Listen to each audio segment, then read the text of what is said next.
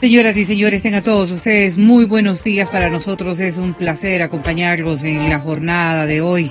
Lamentablemente, Gonzalo Rosero tuvo que partir de la ciudad y no nos acompañará en el transcurso de este día. Yo quiero dar, sin embargo, la bienvenida a nuestros invitados en este primer diálogo. Nos acompaña ya el exministro, el economista Mauricio Pozo. Además, también nos acompaña el director de Cordes, economista José Hidalgo.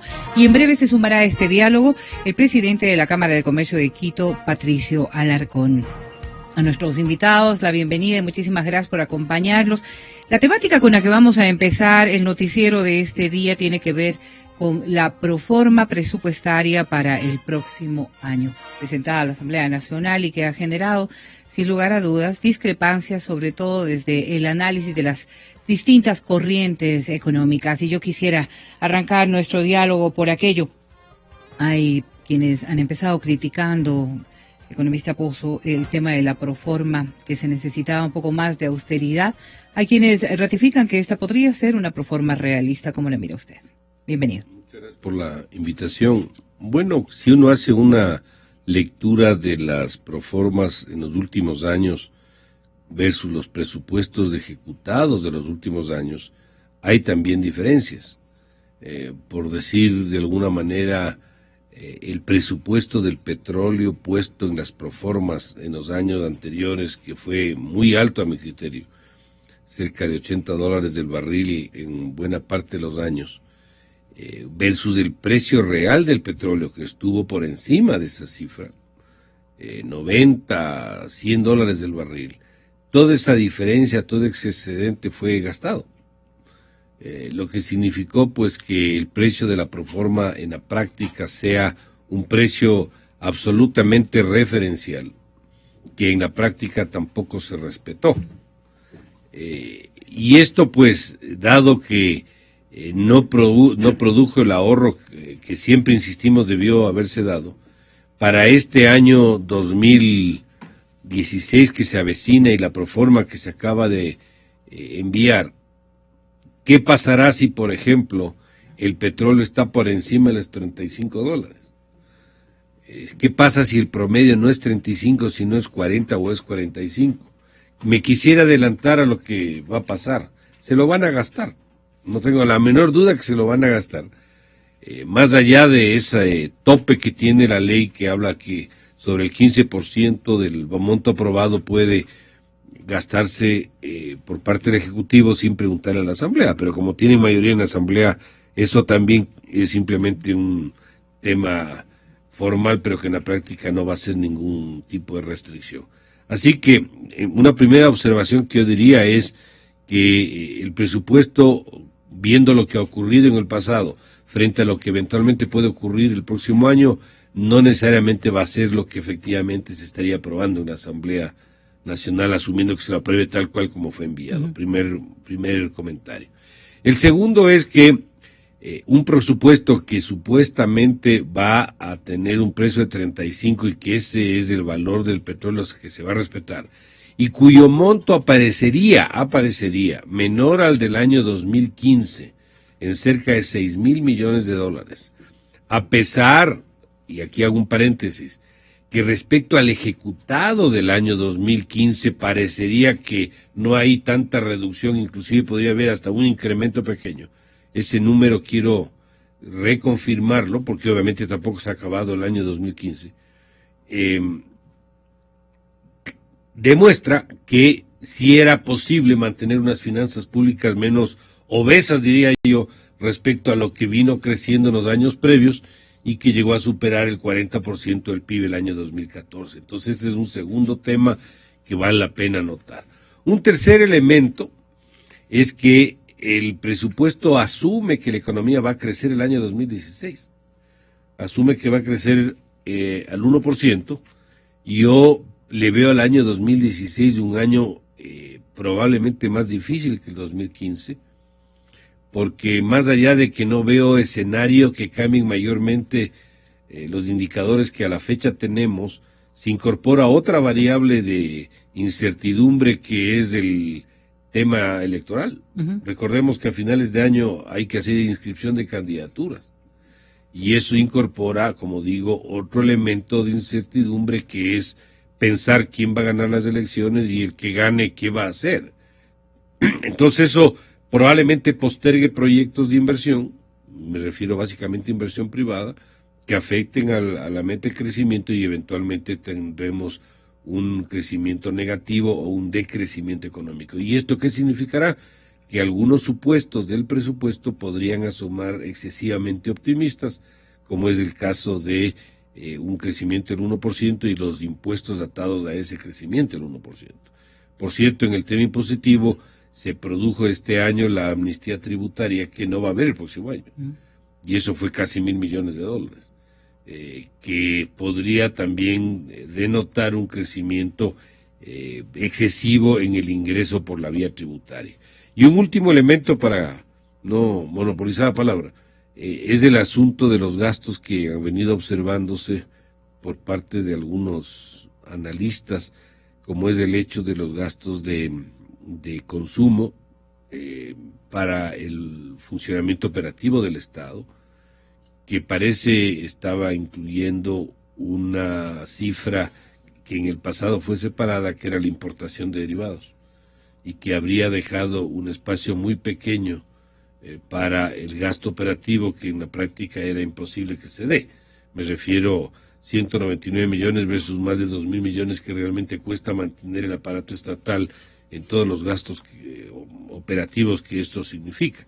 Creo que esto ya se arregló, probablemente José vaya a aclarar el tema, pero lo de fondo es que también ahí parece que habría un excedente, y un exceso, mejor dicho. Y con todo ello, el presupuesto, que estaría apuntando a un desequilibrio del 2,5% del PIB, muy probablemente no sea del 2,5% del PIB, sino sea probablemente del 4,5% del PIB o algo más, en cuyo caso estaríamos con un desbalance similar al año 2015. Por lo pronto, yo diría, esas observaciones hacen ver que eventualmente el ajuste que se ha producido, sin decir que no hay algo de menor gasto, porque en subsidios también existe ahí una reducción, probablemente la situación del país demande, lamentablemente digo porque tiene costos involucrados, un ajuste un poco más fuerte para darle viabilidad, porque no se trata de pasar el puente del año 2016, se trata de darle viabilidad y sostenibilidad a las finanzas públicas a mediano y largo plazo. Así que, por lo pronto, yo le diría esos comentarios, algunos otros para hacerlo una vez que, pues... Vamos a continuar precisamente. Y frente a aquello, Cortes ha hecho algunas observaciones respecto de esta temática en torno al presupuesto y cómo se va a manejar un presupuesto que, según los voceros gubernamentales, estaría dentro de cifras reales. El presidente de la República, sin embargo, ha señalado que hay muchos criterios de analistas que negativizan la proforma. ¿Cómo mira Cortes lo que va a ocurrir con el presupuesto a posterior? Buenos días y muchas gracias por la invitación. Bueno, primero coincido con Mauricio en el hecho de que en Cortes también creemos que los ingresos tributarios para 2016 se están sobreestimando, no solo porque este año, según las proyecciones del Observatorio Fiscal, del Observatorio de la Política Fiscal, los ingresos tributarios del gobierno van a ser más o menos 15.500 millones, que es similar a lo que se está presupuestando para el próximo año, sin tomar en cuenta justamente que este año hubo una amnistía tributaria y que además en los ingresos tributarios de este año también se toma en cuenta lo que se recauda por las salvaguardias. Para la proforma del próximo año se está incluyendo las salvaguardias como un ingreso no permanente, es decir, están excluyendo de los tributarios y por lo tanto es difícil suponer de dónde va a salir ese incremento en la recaudación que proyecta el gobierno. Porque hay que tomar en cuenta también que en el año 2015, este año que está acabando, el impuesto a la renta, por ejemplo, que se recaudó, correspondía a la renta que las empresas generaron en un año económico relativamente bueno, como fue 2014. Para el año 2016 se va a recaudar el impuesto a la renta de 2015, que ya es un año en el que muchas empresas han tenido problemas. Yo también hemos hecho en Cortes también la observación a esta proyección de crecimiento del 1%. En realidad es difícil entender cómo se proyecta esto, porque en los últimos años la economía ecuatoriana ha generado una dependencia muy grande hacia el gasto público. Hay que reconocer que en este año, bueno, para 2016 el gobierno está haciendo un esfuerzo de controlar un poco el gasto público. Se reduce más o menos en 1.800 millones del gasto de inversión si se compara con el presupuesto ya ajustado de este año que sufrió 2 recortes. Y también se ajusta en 700 millones más o menos del gasto en bienes y servicios de consumo, que son los gastos en materiales de oficina, de aseo, consultorías, los gastos que, como dijo Mauricio, sirven para el funcionamiento operativo del Estado. Bueno, esos 2.500 millones menos son 2.500 millones que dejan de entrar a la economía y que por lo pronto no se ve que el sector privado esté en capacidad de compensar esa caída en el gasto público, no solo porque hay un año electoral y las empresas vienen mostrando cierta reticencia a invertir, sino, de hecho, incluso las encuestas del Banco Central que miden la confianza de los empresarios muestran que esta confianza está en niveles mínimos, que todos los empresarios de los sectores encuestados, que son construcción, servicios, industria y comercio, creen que en el futuro inmediato sus respectivas actividades van a estar peor que el año pasado. Entonces, tomando en cuenta esto, es difícil pensar o prever que el sector privado va a compensar el menor gasto público y por lo tanto esos 2.500 millones que dejan de entrar a la economía son 2,5 puntos del PIB que realmente van a ser un decrecimiento. En este sentido, habría que hacer otro apunte sobre la proforma, porque al gobierno le gusta mucho citar a la CEPAL y a sus proyecciones, y la CEPAL en los últimos años ha venido destacando el esfuerzo que han hecho muchos países de la región para tener políticas económicas contracíclicas. ¿Qué significa esto? Que el Estado se muestra no demasiado derrochador en años de bonanza y más bien inyecta recursos a la economía cuando la actividad está decreciendo. En realidad, esta proforma que se está presentando para 2016 es una proforma totalmente procíclica, porque ante una caída de la actividad, el gobierno además profundiza esa caída recortando el gasto. Entonces, no es que palo porque bogas o palo porque no bogas, porque realmente es necesario un recorte, pero hay que destacar o señalar que la política que vino llevando a cabo el gobierno en los últimos años se ha traducido en esto, en que cuando el gobierno tenía que ser el actor que inyectara recursos a la economía para tratar de repuntar un poco la actividad, hace lo contrario y por lo tanto se espera nosotros también esperamos, de hecho nosotros en Cordes habíamos proyectado una contracción de 2,5 puntos del PIB para el próximo año, que por lo pronto la mantenemos. Habrá que ver cómo se aprueba la proforma, pero con esta proforma, que nosotros creemos que está sobreestimada en ingresos, subestimada en déficit, mantenemos esa proyección. Y finalmente, respecto a lo que dijo Mauricio del tema de los gastos para bienes de consumo. Sí, hubo una primera presentación de información por parte del Ministerio de Finanzas en el cual se decía que en bienes y servicios de consumo en el año 2016 se iban a gastar más o menos 4.600 o 4.700 millones. Y en una notita al pie de página decía, dentro de este total se incluyen 4.477 millones para la importación de derivados. Entonces, uno sacaba la diferencia y quedaban únicamente 199 millones para bienes de consumo, que es una cifra con la cual no puede operar el Estado. En una información posterior que presentaron, ya dicen que para importación de derivados solo se van a destinar 2.000 y pico de millones. ¿Sí? Entonces, eso deja para bienes de consumo una cifra bastante más alta, cercana a los 1.800. Pero en cambio, ahora están sobreestimando lo que van a recuperar por transferencias corrientes. Porque antes se suponía que lo que el Estado gasta en importación de derivados lo recupera en venta interna. Ahora están diciendo que van a gastar menos en importación de derivados, pero creen que van a recuperar la totalidad de esos 4.477 millones que dije antes, y por lo tanto ese sería otro ingreso que está sobreestimado y que nos hace pensar que el déficit, por lo contrario, como señaló Mauricio, va a superar el 4% y por lo tanto también van a crecer las necesidades de financiamiento.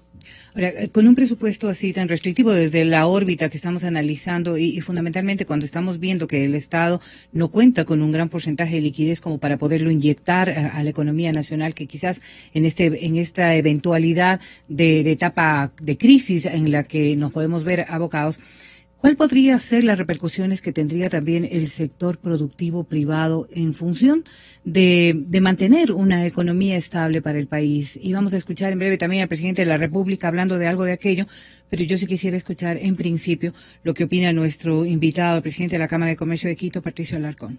Buenos días, Mónica. Verónica. Verónica, buenos días, Verónica. Buenos días, José, Mauricio. Qué gusto poder compartir este panel con ustedes.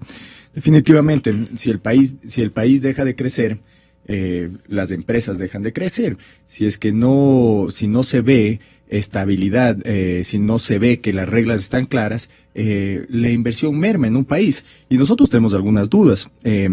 La variación del presupuesto general del Estado en este año es del 13,5%, ¿no es cierto? El presupuesto se ajustó el año pasado aproximadamente a 34.500 millones y para el próximo año lo dejan en 29.835 millones.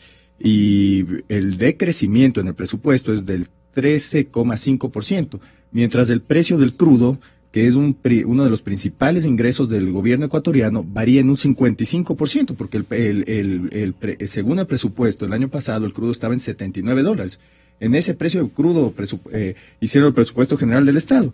Y ahora, a un precio del $35 por barril, apenas bajan un 13,5% del presupuesto del Estado. Para dejar de percibir alrededor de $7.000 millones al año, está demasiado conservador. Está demasiado optimista para nuestra forma de ver la cosa. Asumen un crecimiento del 1%. Yo he oído algunos análisis donde el país va a decrecer el próximo año en un 2%. ¿Qué es lo que vemos? El gobierno sigue aumentando el gasto corriente, el gasto en salarios, porque si es que analizamos, en este año se presupuestó $8.719 millones y para el próximo año el gobierno va a gastar o ha presupuestado $8.789 millones. Entonces, por un lado va y se quita los subsidios al diésel para la industria, ya habla de revisar tarifas eléctricas, ya habla de revisar tarifas del agua para el sector privado. Si es que hacemos un análisis, está golpeando a la industria y al sector comercial, y los subsidios también están golpeando al transporte provincial e interprovincial. Entonces los viajeros nacionales, los industriales y los comerciantes se ven afectados. Sin embargo, los burócratas siguen ganando sus sueldos. El Estado no deja de gastar en sueldos. Inclusive, si es que hacemos un análisis, ya se anuncia que los ministros al rango ministerial tendrían 8 asesores y no 10 asesores. Entonces, sigue el gasto corriente alto por parte del Estado y se ajusta al sector privado. Yo no sé si es que el gobierno el Ejecutivo cree que los empresarios tienen bolsillo de payaso o que tienen máquina de hacer billetes, pero es muy difícil en este entorno donde el país no crece, seguir manteniendo las empresas con más gastos y la cosa no cambia. Y tenemos también preocupaciones en cuanto al pronóstico de ingresos vía impuestos, porque están proyectando 15.000 millones y medio de lo que comentan Mauricio y comentan José. Sin embargo, ¿por qué va el país a recaudar más que en el 2014 o lo mismo que en el 2015? Cuando el año es complicado, ¿no? El sector productivo sigue golpeado, entonces pensamos que el déficit va a ser aún peor. No va a poder cobrar los 15.500 millones de dólares vía impuestos. Y además no se está contemplando, a nuestro modo de ver, no se está contemplando el laudo de Occidental, que no sé si es que se van a cobrar los 1.000 millones, además que ahora vemos que Encana tiene derecho al 40%, a cobrar el 40% adicional de la deuda. Entonces, el Ecuador no está planteando ni siquiera la posibilidad de tener que pagar algo por el laudo de arbitraje. Entonces el déficit sigue aumentando.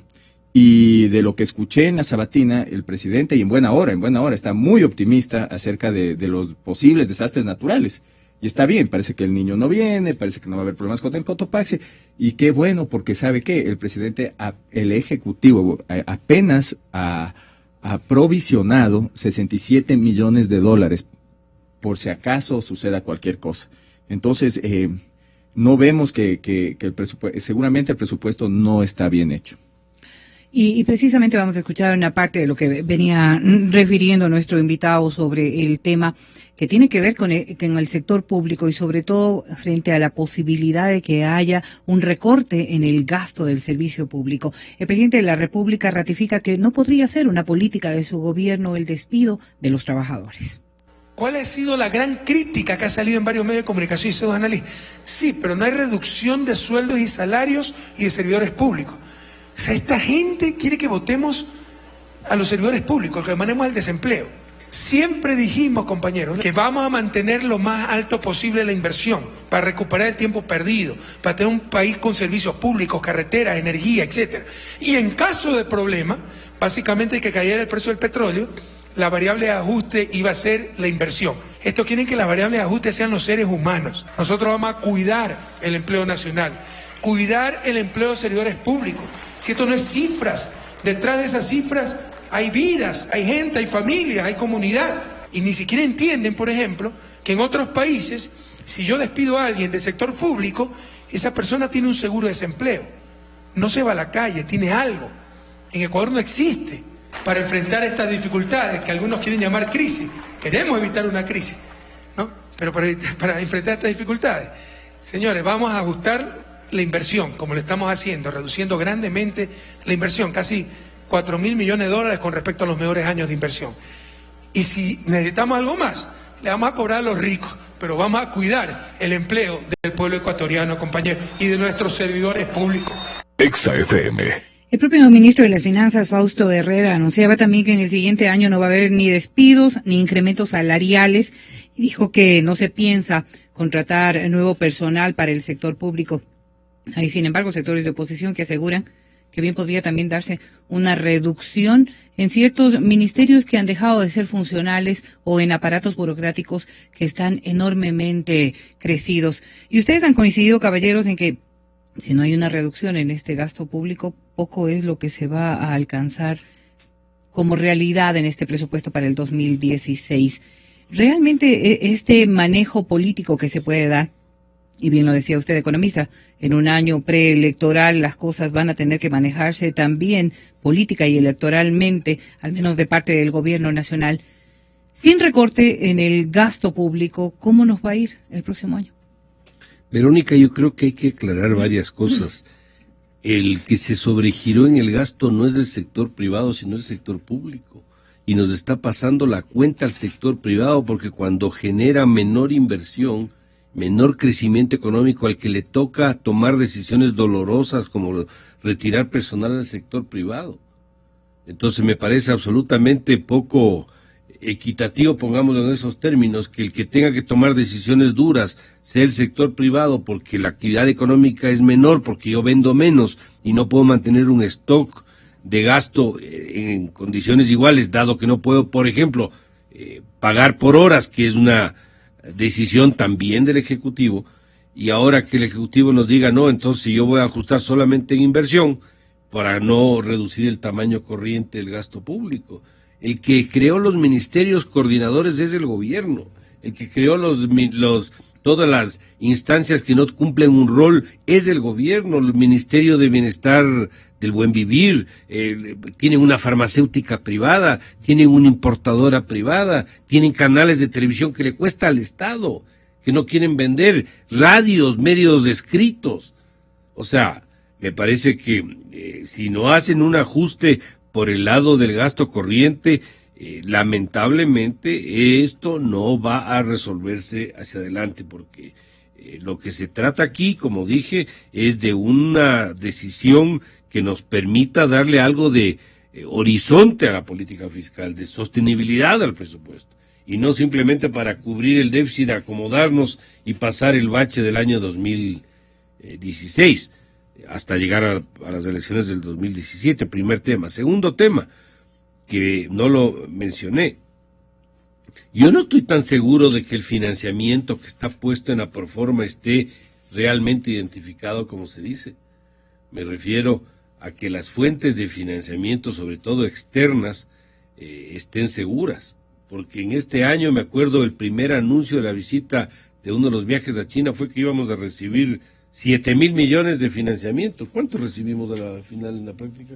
900.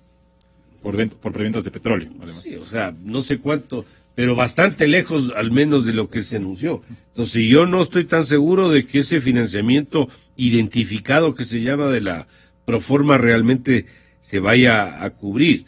Por otro lado, las cifras de la pérdida del laudo arbitral con la OXI Eso nunca estaba en las cifras públicas, nunca han estado en el presupuesto, no se contabilizan contingentes en este caso que sería.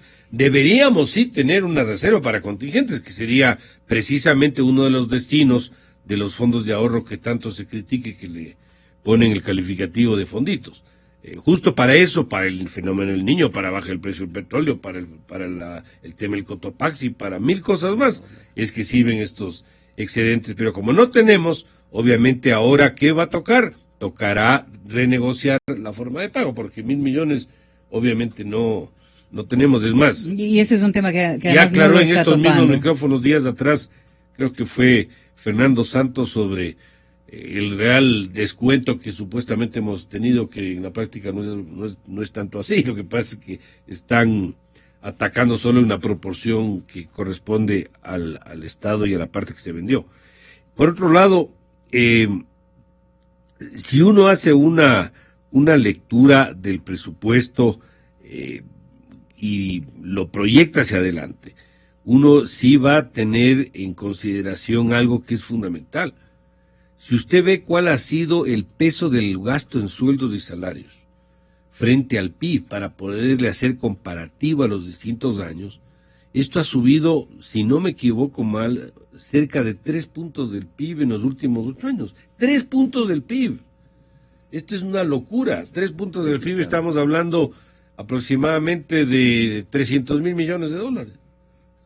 Pero no hay un reconocimiento como negativo de estos egresos que pueda hacer el Estado realmente. Siempre el presidente de la República...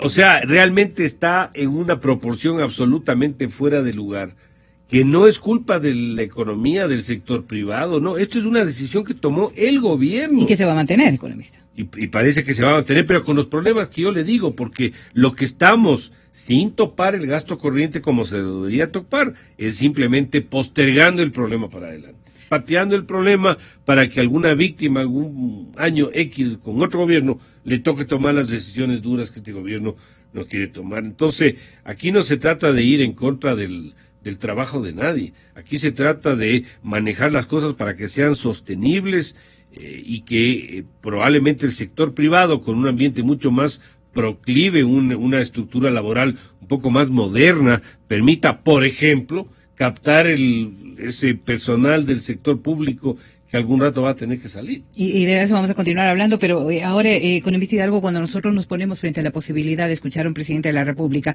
que en distintos escenarios ha ratificado que este crecimiento de la burocracia depende mucho de los médicos, de los maestros, de los sectores que realmente aportan o contribuyen para el país, ¿por dónde debería darse esa reducción de ese gasto? ¿Hacia dónde deberíamos observar nosotros también? Bueno, hay que reconocer que una buena parte del crecimiento del gasto corriente corresponde efectivamente a más maestros, más médicos, que es gasto que en todo caso genera una contraprestación positiva para el país.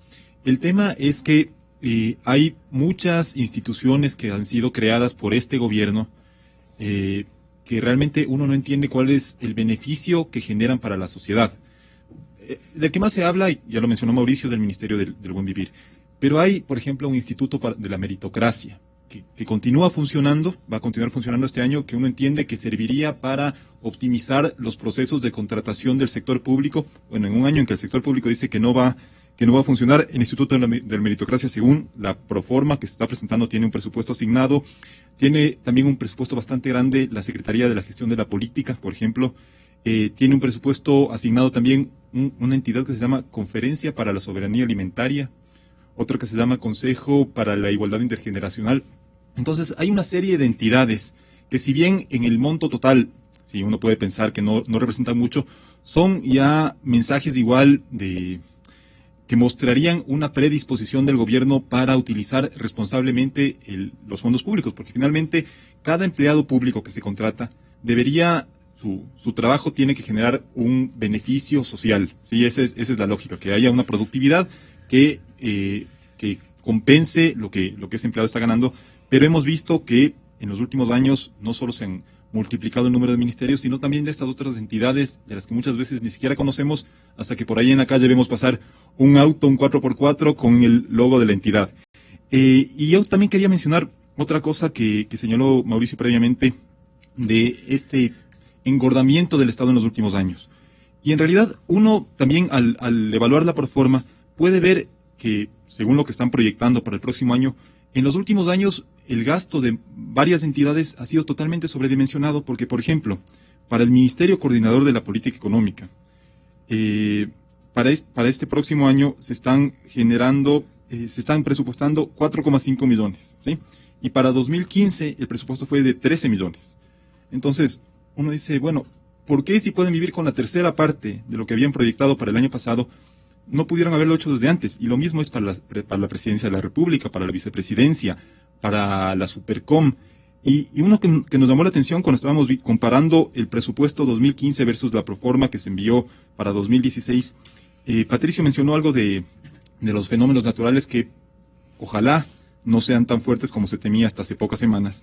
Bueno, para la Secretaría de Gestión de Riesgos, que es la entidad que debería estar a cargo de combatir o de tratar de moderar los impactos de estos fenómenos, el presupuesto se reduce de 100 a 22 millones. Entonces, uno realmente se pregunta cómo se venían manejando las cifras antes para que con estas reducciones tan drásticas en los presupuestos de las entidades puedan seguir funcionando, y por qué entonces no pudieron haber funcionado con unos presupuestos como los que están proyectando para 2016 en los años previos y generar este ahorro que el presidente tanto ha criticado.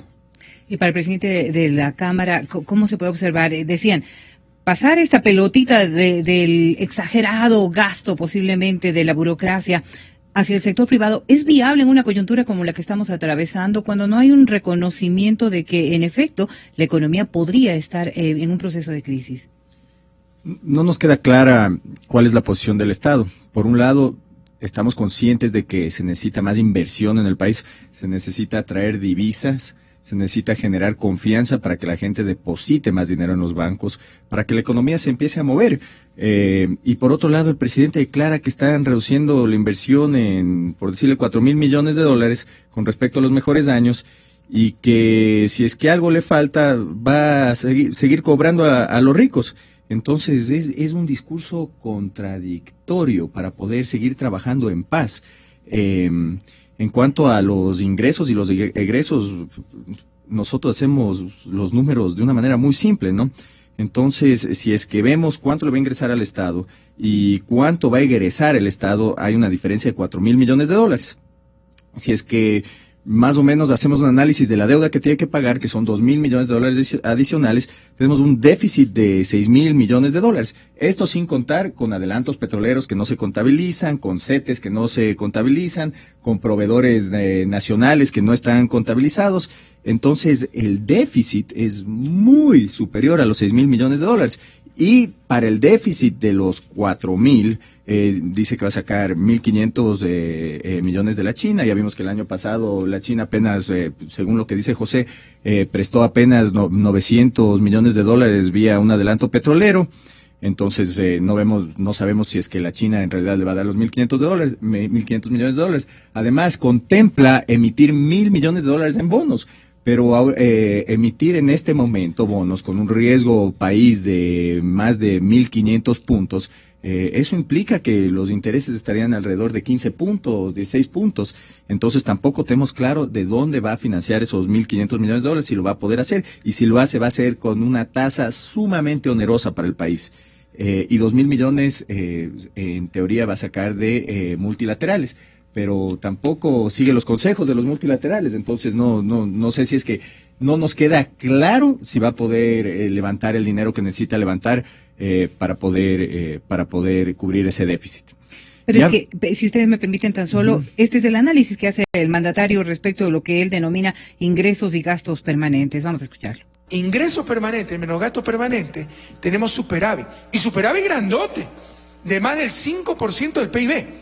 Esto es ahorro, esto es acumulación, es la diferencia entre lo que genera el Estado y lo que necesita el Estado para funcionar.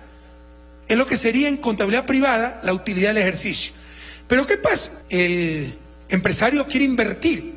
Entonces, en nuestro caso, haciendo la analogía con el sector público, eso se llama gasto no permanente, la inversión. ¿Por qué? Porque yo hago la hidroeléctrica un año, pero no tengo que hacerla al año siguiente. Y al igual que en contabilidad privada, tenemos ingresos no permanentes.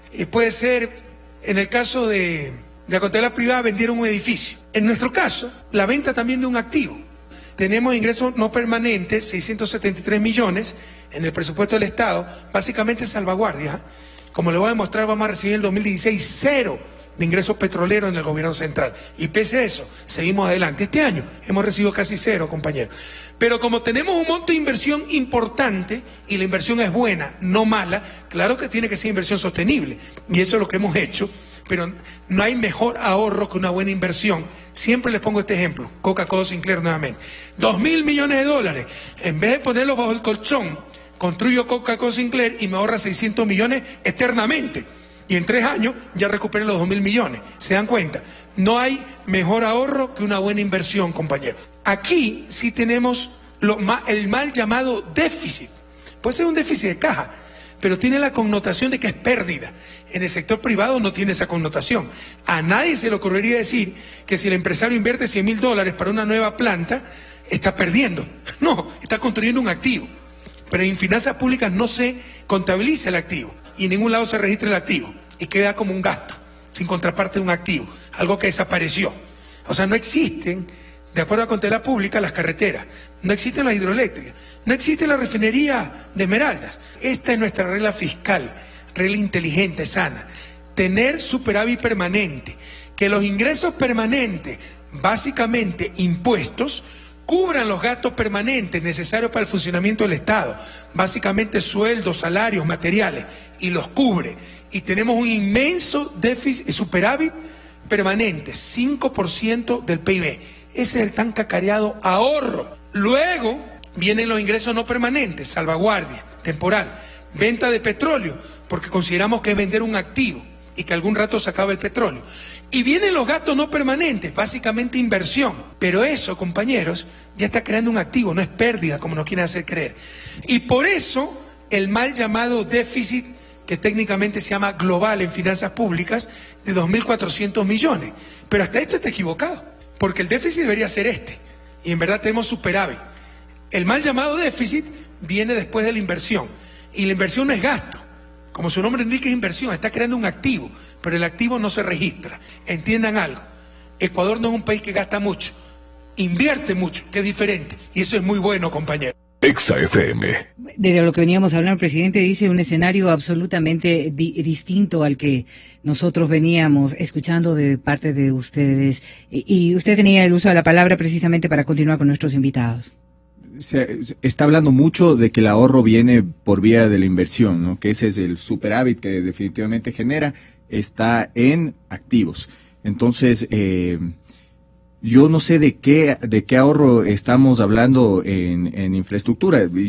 A mí me gustaría ver un análisis mucho más profundo en cuanto qué parte de los activos tienen o no tienen un pasivo, porque acaban de hablar de Coca-Cola Sinclair, pero yo creo que, y tal vez me equivoque, pero yo creo que se adquirió una deuda también para la construcción de Coca-Cola Sinclair.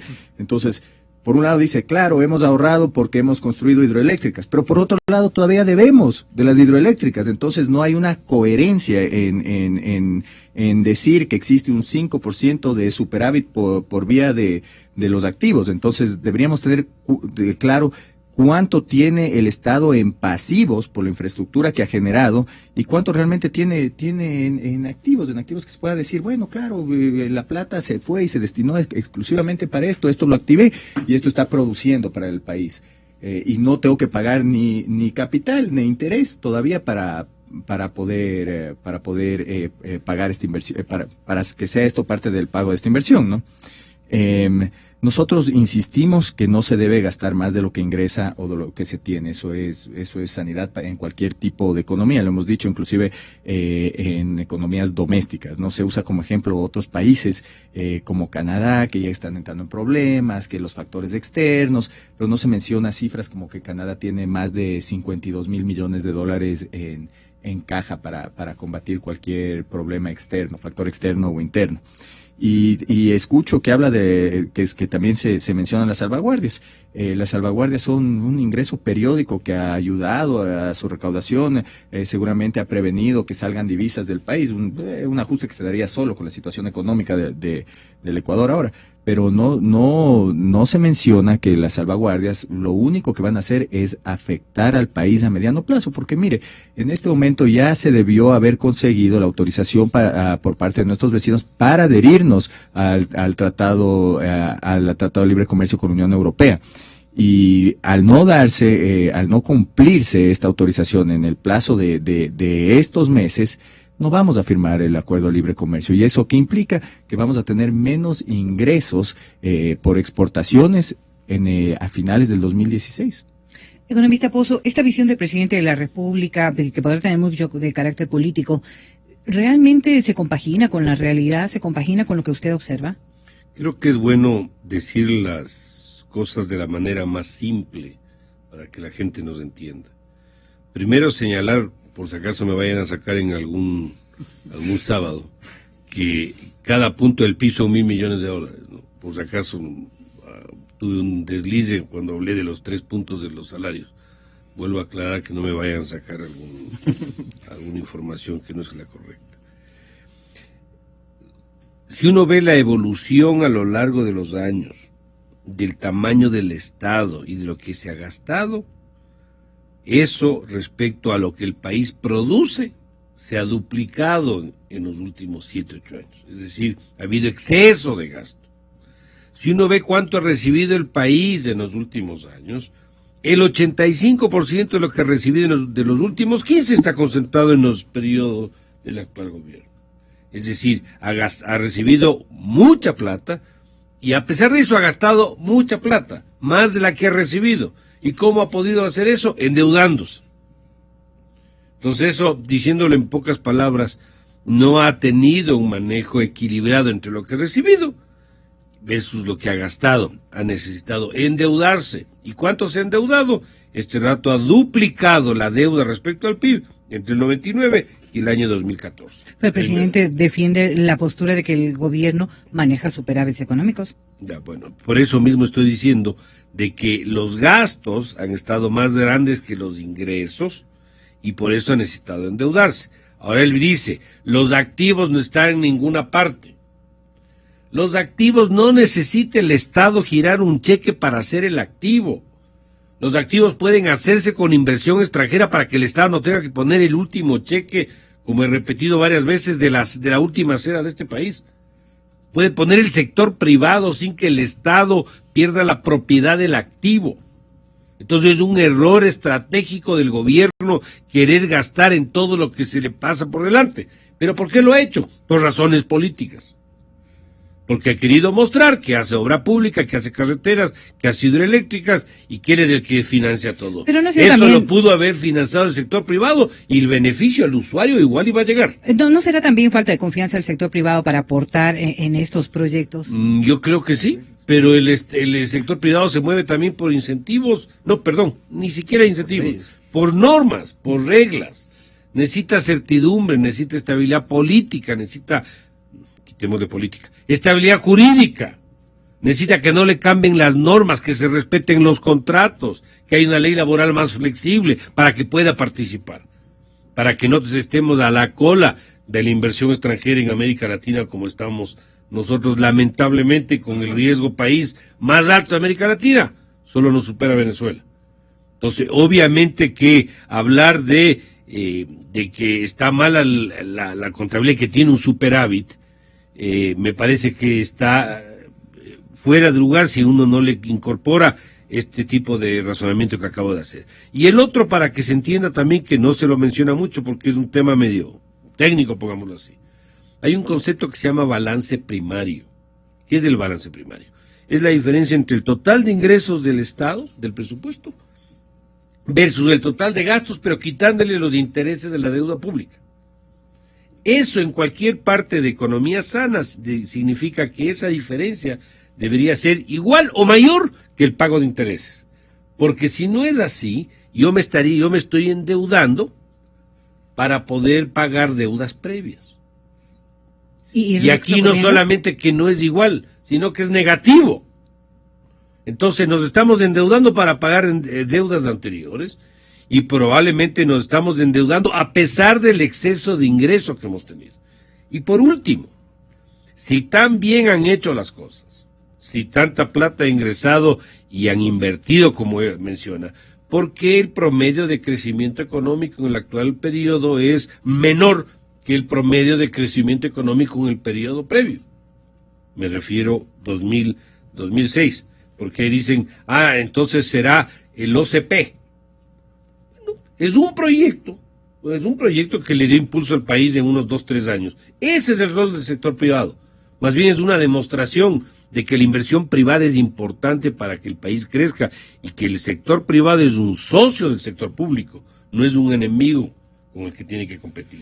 Economista Hidalgo, un análisis que se ha hecho en las últimas horas es cuánto va a influir en todo aquello que será el manejo de la economía en el 2016, el tema de los subsidios. Y la Presidencia de la República, el Gobierno Nacional, ha avanzado ya en exponer algunas cosas de las que se va a tratar en el tema de los subsidios.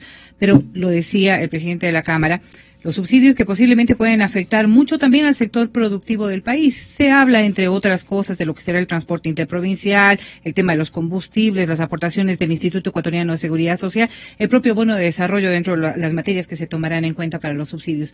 ¿Realmente qué es lo que va a ocurrir en el tema de subsidios respecto a la proforma? Bueno, en el presupuesto 2015 se proyectó que en subsidios iban a gastar cerca de 6.000 millones, en todos los subsidios, para combustibles, bono de desarrollo, IES y demás.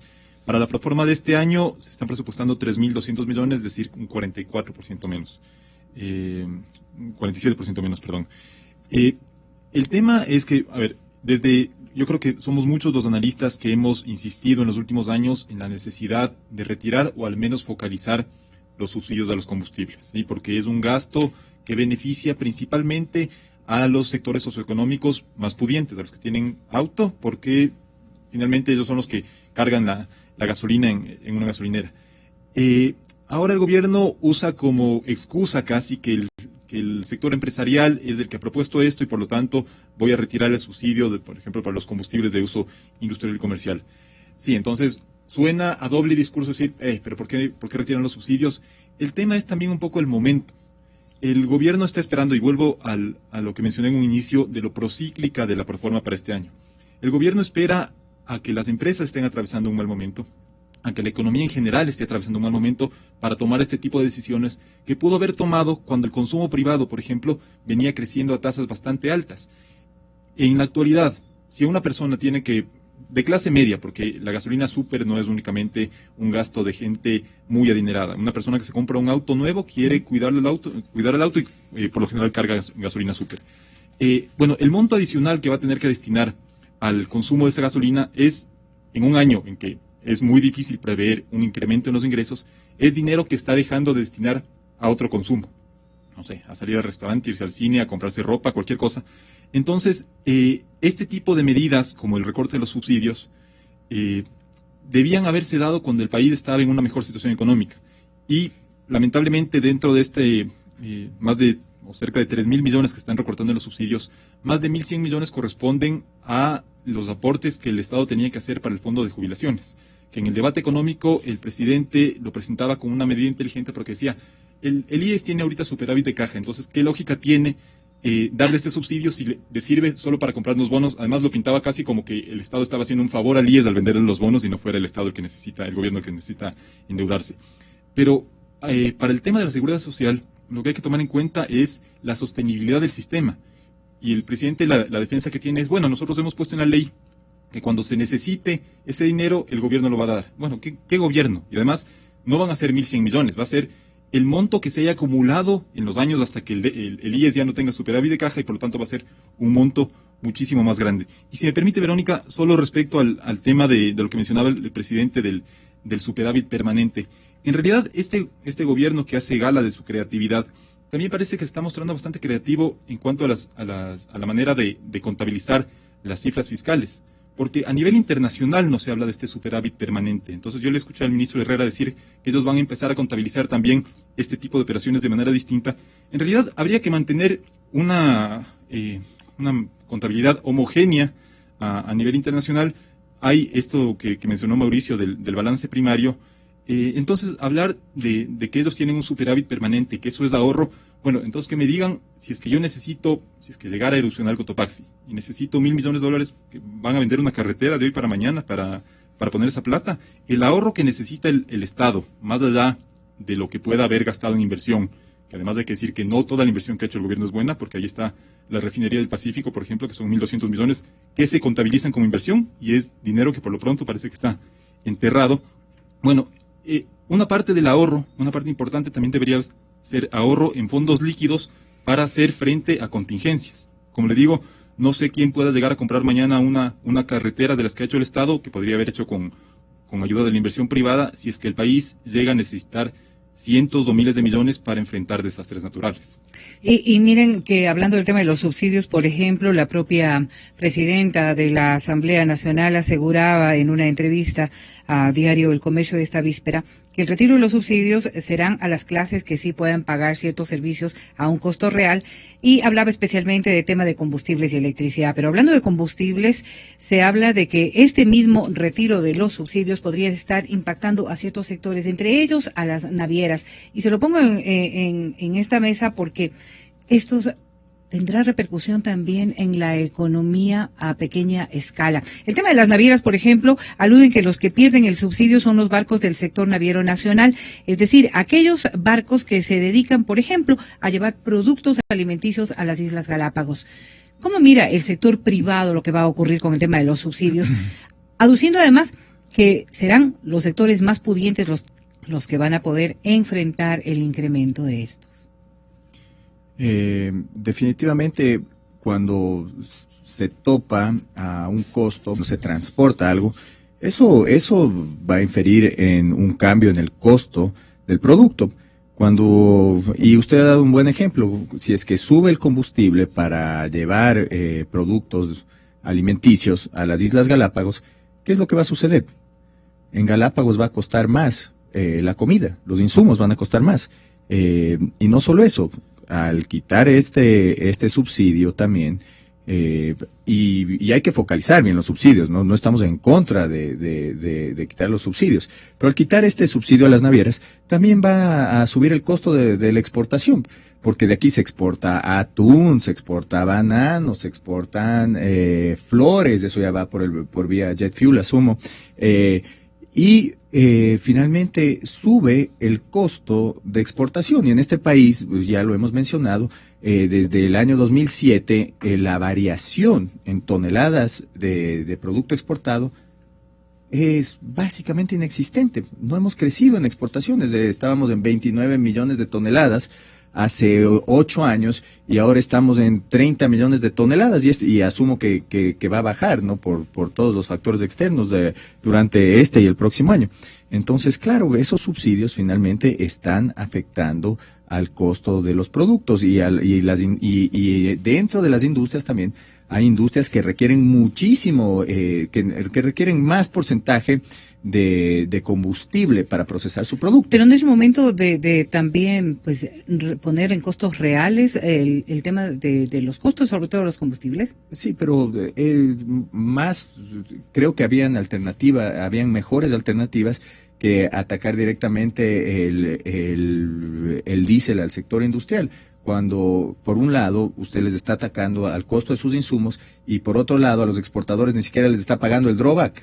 Entonces quieren ajustar de cualquier manera a la empresa privada, pero no se baja ni un centavo partido por la mitad del gasto público, el gasto corriente, el gasto en sueldos, que sí, muy bien, mucho gasto es en maestros, policías, pero muchísimo también está en secretarías, en ministerios, en asesores. Entonces, pero quienes podrían decir que es el momento también de que todo el mundo contribuya en beneficio de sacar de este proceso al país, y posiblemente al sector privado le corresponda también hacerlo. Sí, al sector privado, estamos de acuerdo en parte al sector privado, pero también al sector público. Entonces está atacando, está fijándose solamente en el sector que genera empleo en una sociedad. El sector que tiene que poner hombre y el gobierno debería estar apoyándolo. Sin embargo, está ajustándolo para seguir gastando. Entonces no tiene mucha lógica lo que está sucediendo. Y una fuerte parte del subsidio también es el nafta y obviamente el diésel para el transporte en general, ¿no? pero solo está atacando a la industria.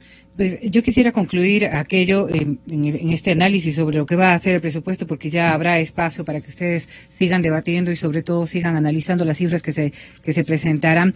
Pero ¿cómo deberíamos nosotros, ya los ecuatorianos, los ciudadanos llanos, observar lo que está pasando? Es una demostración, un presupuesto reducido es una demostración de que el país se encuentra en una crisis, economista Ponce. Bueno, esta discusión de si es crisis o no es crisis, yo ponía un ejemplo y decía, usted va donde un médico y le toma la temperatura y le mide 39 y le dice, usted está volando en fiebre. Se va donde otro médico, le dice, mídame la temperatura y le mide 40. No ha dejado de tener temperatura. Lo que pasa es que en un caso tiene 40 y en el otro caso tiene 39. Si yo digo que esto no es crisis porque la crisis fue la del año 99, yo puedo decir, no, la del 99 tampoco fue crisis, la crisis es lo que tiene Venezuela en este momento. Obviamente, si me voy a Suiza y le da estos indicadores a los suizos, van a decir, ustedes están en una crisis y bien complicada. Entonces, más allá de poner el nombre o no, aquí hay un problema que tienen que resolver. Y para efectos del presupuesto, a mí me parece que lo que deberían de alguna manera mostrar como ejecutivo es una señal clara a dónde quieren llegar. Si esto va a ser un tema solo para pasar la brecha o va a ser un tema de sostenibilidad. Y para eso hay que dar demostraciones que son de alguna manera ilustrativas a la gente. ¿Usted cree, poniéndose la mano en el pecho, que el Ecuador necesita 45 ministerios? ¿Usted cree que el Ecuador necesita, para el tamaño de lo que es, más gente en la presidencia de lo que sacó el artículo de Martín Pallares, que la Casa Blanca? Un anuncio de reducción del número de vehículos estatales o de venta de activos estatales. Esas son señales que se buscan realmente o que se necesitarían encontrar.